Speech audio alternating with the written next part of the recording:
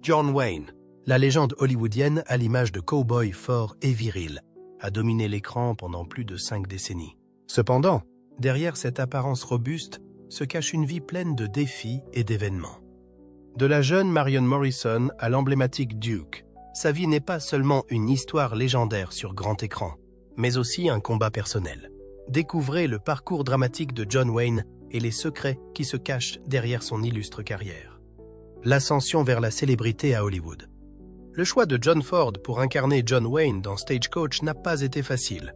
Wayne était encore relativement inconnu à l'époque, et l'engager comme acteur principal dans un western à gros budget était un énorme pari. Plusieurs studios avaient déjà refusé Stagecoach, sceptiques quant à la capacité de Wayne à jouer le rôle principal. Le producteur Walter Wanger voulait d'abord Gary Cooper pour le rôle, mais a finalement accepté Wayne lorsque Ford s'est engagé à faire le film. Ils ont même fourni 250 000 $ pour la production, une somme considérable à l'époque. En fin de compte, cette décision s'est avérée erronée, car Stagecoach a non seulement été un succès commercial, mais a également reçu 7 nominations aux Oscars, rapportant un bénéfice de 297 690 $. Le succès retentissant de Stagecoach a ouvert une période de collaboration, qui a duré tout au long de la carrière de Wayne et du réalisateur John Ford. La relation entre les deux, bien que controversée, a produit une série de classiques du genre western. Pendant plus de 20 ans, Ford et Wayne ont travaillé ensemble pour créer des films qui ont non seulement eu une grande influence sur le cinéma, mais qui ont également contribué à façonner le genre du western, en créant l'image d'un grand héros et en captivant les spectateurs. Ils ont collaboré à des films tels que Fort Apache, 1948, She Wore a Yellow Ribbon, 1949, et Rio Grande, 1950, qui sont des œuvres incontournables du western. John Ford était connu pour son style de réalisation dur et méticuleux. Il a souvent critiqué Wayne pour son style de jeu, déclarant un jour que Wayne agissait comme un œuf dur et marchait comme un hippopotame. Malgré ces critiques, c'est la rigueur de Ford qui a permis à Wayne de développer et d'améliorer son jeu d'acteur, ce qui s'est traduit par des performances de plus en plus sophistiquées et nuancées. Ce partenariat a non seulement façonné le style de Wayne, mais a également produit de grandes œuvres d'art. Après le succès de Stagecoach, Wayne est rapidement devenu une icône du genre western, qui était non seulement populaire mais aussi florissant dans les années 1940 et 1950. Sa carrière a décollé avec des classiques tels que Red River 1948 et Rio Bravo 1959 de Howard Hawks. Ces films ont non seulement mis en évidence la capacité de Wayne à incarner des personnages complexes, mais ont également démontré son aptitude à transmettre les valeurs puissantes de résilience, d'honnêteté et de courage qui caractérisent le héros américain. L'influence de John Wayne sur le western est indéniable. Il a contribué à faire passer ce genre de film de série B au rang de véritables œuvres d'art. Ces films, en particulier The Searchers, 1956, ont été classés par l'American Film Institute parmi les meilleurs westerns jamais réalisés. Grâce à ces rôles, Wayne a établi l'image du grand héros américain, fort, déterminé et acharné à se battre pour ce qui est juste. Bien que profondément attaché au genre du western, John Wayne n'était pas seulement une star de ce genre. Il a démontré sa polyvalence dans d'autres genres, tels que L'Homme tranquille, 1952, où il incarne un Américain qui se rend en Irlande à la recherche de la paix et de l'amour, ou Donovan's Reef, 1963, une comédie romantique. Ces rôles ont démontré que Wayne n'était pas seulement capable d'incarner des personnages forts et résistants, mais qu'il pouvait aussi se transformer avec souplesse en des rôles humoristiques et touchants, apportant au public un large éventail d'émotions. Quel que soit le genre, la forte présence de Wayne à l'écran a toujours été un élément indispensable. C'est ce qui lui a permis de conserver sa notoriété et son attrait pendant des décennies, affirmant ainsi sa position de légende vivante d'Hollywood. Bien qu'il soit connu pour son personnage héroïque à l'écran, la vie personnelle de John Wayne est beaucoup plus compliquée. Derrière son illustre carrière cinématographique, il y avait ses relations familiales, ses opinions politiques tranchées et les défis financiers qu'il a dû relever tout au long de sa vie. Ces facteurs ont contribué à donner une image multidimensionnelle de l'héritage de Wayne. au-delà de ce que le public connaît à travers ses films. La vie personnelle derrière la caméra. Le parcours conjugal de Wayne commence en 1933 lorsqu'il épouse latino Joséphine Sands. Le mariage dure jusqu'en 1945 et donne naissance à 4 enfants. Michael, Mary Antonia, alias Tony, Patrick et Melinda. Pendant son mariage avec Joséphine, Wayne a dû jongler avec sa carrière grandissante et ses longs voyages d'affaires, ce qui a mis à rude épreuve ses relations familiales. Malgré cela, ils ont maintenu une vie de famille stable au cours de leurs premières années.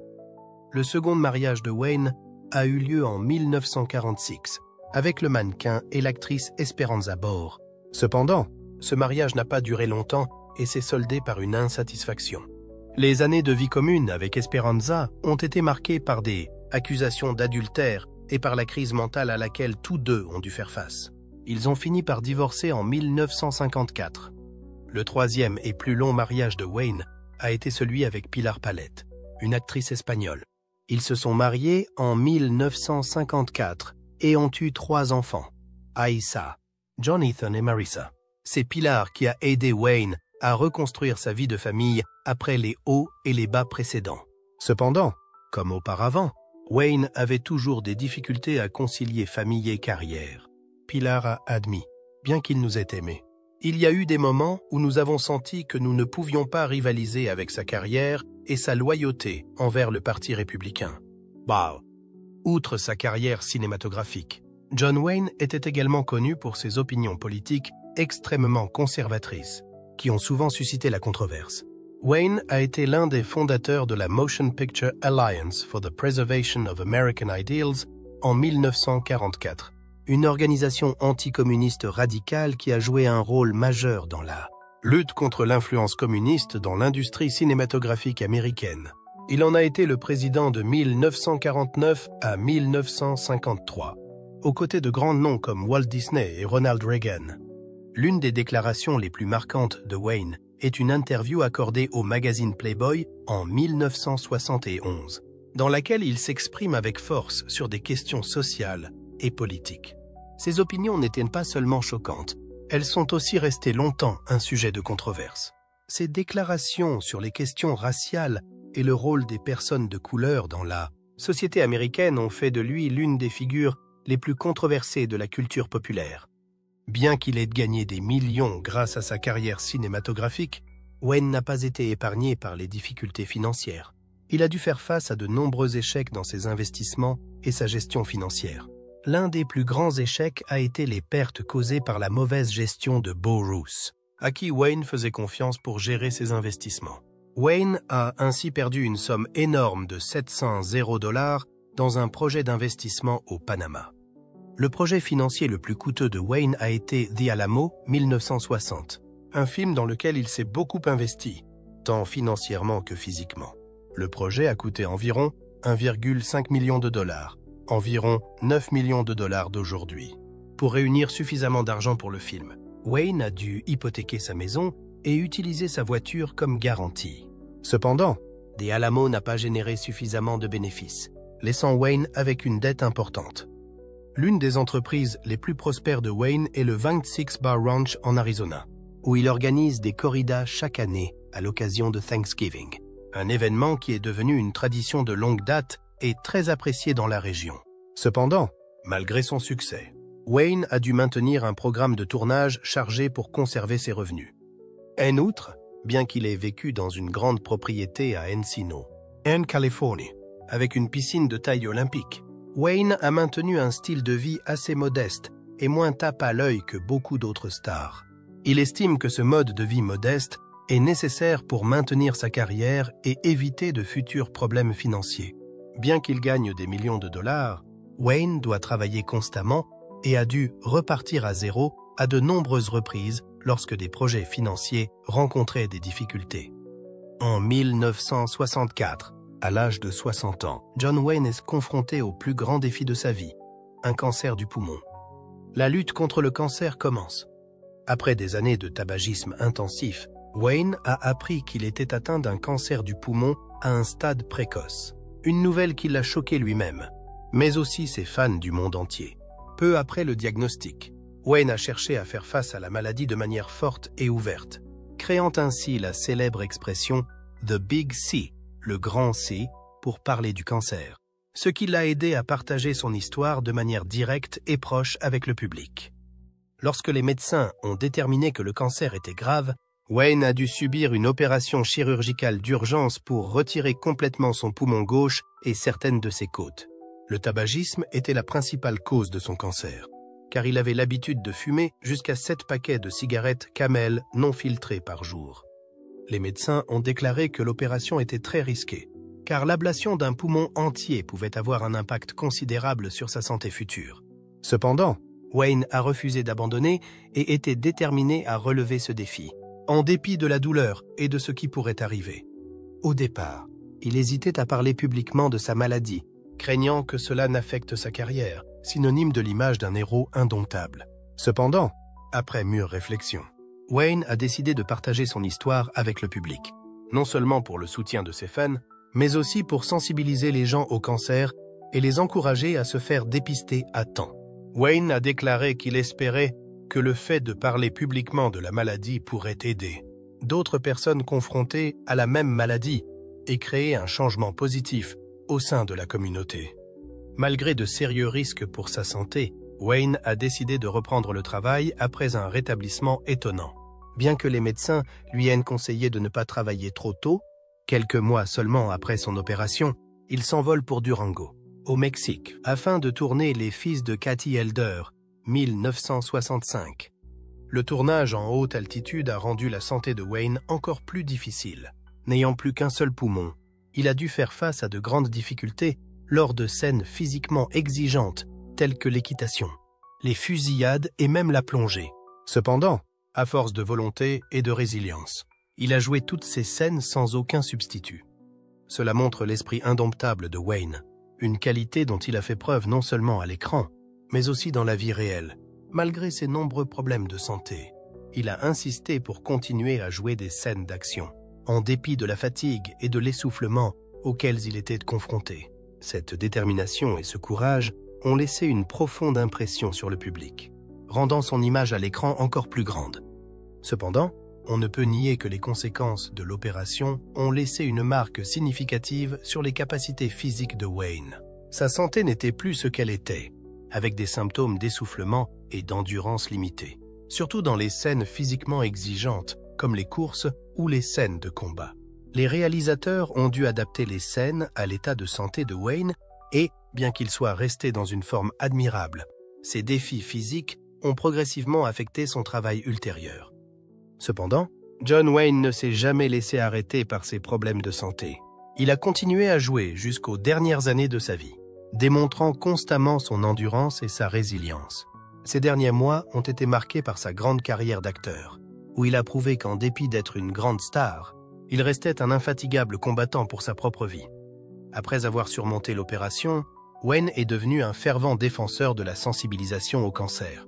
Malgré les conseils d'experts en médias et de managers, il a décidé d'organiser une conférence de presse chez lui pour partager son histoire avec le public. Wayne voulait non seulement encourager les personnes atteintes d'un cancer, mais aussi leur permettre de mieux comprendre le processus de traitement et les moyens de prévenir la maladie. Sa franchise et son ouverture ont inspiré de nombreuses personnes, ce qui a incité de nombreux patients atteints de cancer à demander des interventions chirurgicales similaires à celles qu'avait subies Wayne. En outre, après avoir parlé publiquement de son cancer, Wayne a reçu l'admiration de la communauté, et ses fans ont continué à lui envoyer des vœux et des encouragements. Cela l'a non seulement aidé à continuer à lutter contre la maladie, mais a également déclenché un mouvement de sensibilisation au cancer au sein de la communauté, faisant de la prévention et du traitement un élément important de la vie sociale. Et puis le dernier adieu est arrivé. The Shootist, 1976, réalisé par Don Siegel, n'est pas seulement le dernier film de John Wayne, mais aussi un adieu émouvant à sa grande carrière. Avec The Shootist, Wayne n'a pas seulement incarné un personnage confronté à la mort, mais il a aussi apporté une partie de sa propre vie, reflétant la douleur et la lutte qu'il a traversée. Le dernier rôle. J.B. Brooks n'est pas seulement un personnage fictif d'un western, c'est aussi un reflet très clair de la propre vie de John Wayne. Ce personnage, comme Wayne, a vécu une vie pleine de batailles, avec une carrière fière mais aussi confronté à une maladie dévastatrice.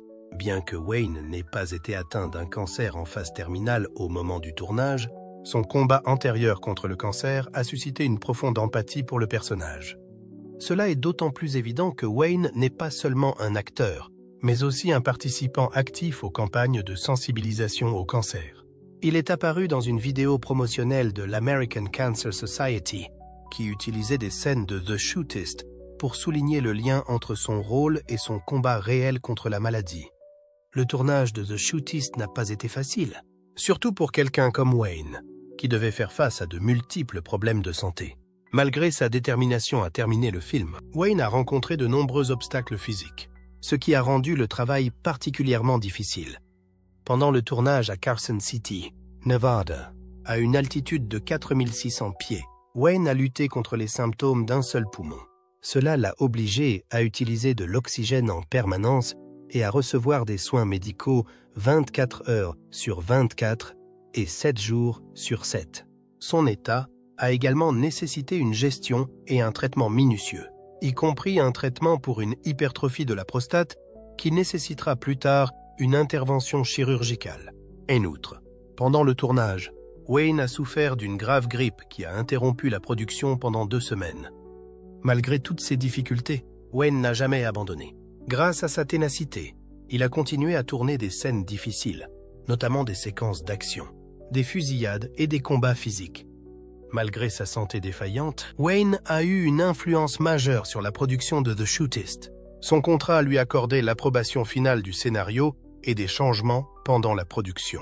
Cela a conduit à plusieurs changements importants, notamment le déplacement du lieu de tournage d'El Paso à Carson City pour tenir compte de l'état de santé de Wayne, ainsi que la modification de la fin du film pour protéger l'honneur du personnage de J.B. Brooks. L'un des changements les plus notables a été la décision de Wayne de refuser une scène dans laquelle son personnage tirerait dans le dos de son adversaire, confirmant ainsi un principe qu'il avait défendu tout au long de sa carrière: un flingueur ne tire jamais dans le dos d'un homme.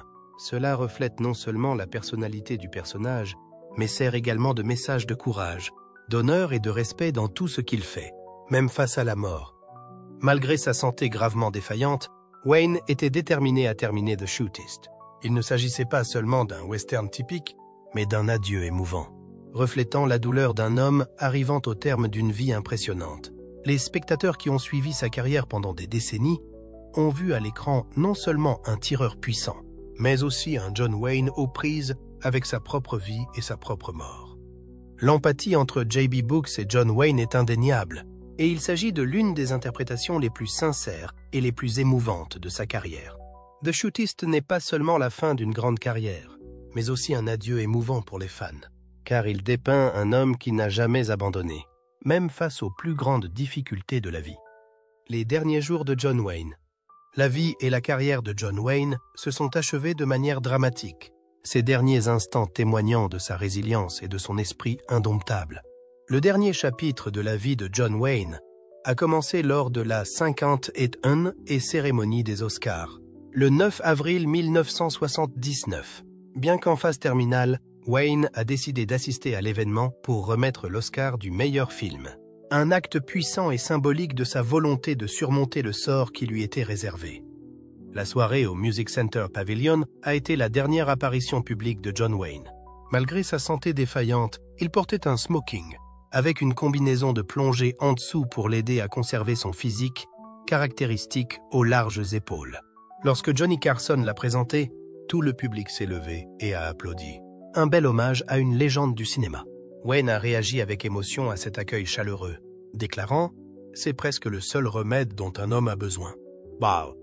L'événement a été marqué par un autre moment d'émotion lorsque Wayne a remis le prix du meilleur film à The Deer Hunter et a reçu une accolade affectueuse de Sammy Davis Jr. En coulisses, dans un discours bref mais poignant, Wayne a partagé les souvenirs de son long et illustre parcours à Hollywood, ce qui a ému tout le monde. Ce furent les derniers moments forts de sa carrière et de sa vie avant d'entrer dans les jours les plus difficiles. Peu après la cérémonie de remise des prix, la santé de Wayne continue de décliner rapidement. Le 2 mai 1979, Il est admis au centre médical de l'UCLA pour sa deuxième opération de l'année contre le cancer. L'opération révèle que le cancer s'est propagé au bas de l'abdomen, nécessitant l'ablation d'une partie de l'intestin. Malgré la détérioration de son état de santé, Wayne a gardé un esprit positif et une grande détermination tout au long de son traitement. Pendant son séjour à l'hôpital, John Wayne a reçu le soutien du monde entier. Des télégrammes de vœux lui ont été envoyés par de nombreuses personnalités, dont la reine Elizabeth et le président Carter, qui se sont rendus à son chevet. Ces sentiments n'ont fait que souligner l'amour que les gens portaient à Wayne, qui était devenu une icône culturelle non seulement en Amérique, mais aussi dans le monde entier. Malgré de graves problèmes de santé, l'esprit de Wayne n'a pas faibli. Il a continué à marcher dans l'hôpital, faisant preuve d'une force physique et mentale que peu de gens peuvent avoir dans de telles circonstances. Les médecins ont essayé de nombreux traitements pour l'aider à rester en bonne santé, mais l'état de Wayne est progressivement devenu irréversible. L'un des moments les plus touchants de ces derniers jours a été lorsque sa fille, Aissa, lui a tenu la main et lui a demandé s'il la reconnaissait. Les derniers mots de Wayne ont été une profonde affirmation d'amour. « Bien sûr, je sais qui tu es. Tu es ma fille. Je t'aime.